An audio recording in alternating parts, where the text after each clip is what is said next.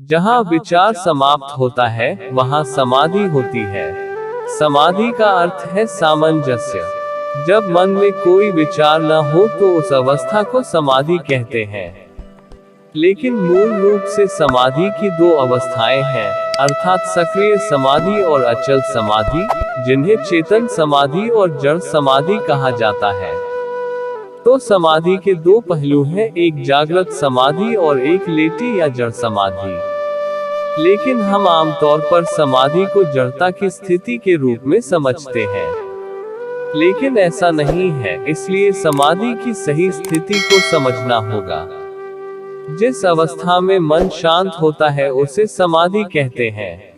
मन दो अवस्थाओं में शांत होता है, नींद और हाइबरनेशन, जो स्वाभाविक रूप से सभी के द्वारा प्राप्त की जाती है। और मन बुद्धि जागृत अवस्था में शांत रखने के लिए साधना की आवश्यकता होती है, जो कि अभ्यसता की शक्ति द्वारा लंबे समय तक की जाती है। सक्रिय अवस्था कब्र की स्थिर अवस्था से बेहतर है।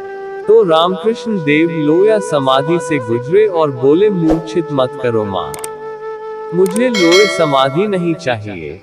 तो यह सिद्ध हो गया कि लोया समाधि से बेहतर चेतन समाधि है। अतः लोया समाधि के मार्ग पर न जाकर समाधि के अर्थ को समझकर जीवन व्यतीत करना चाहिए। वह अवस्था निर्णय या विचार से मुक्त जागृत अवस्था है। तो जहाँ निर्णय अंत या शांत अवस्था है वह समाधि कहलाती है।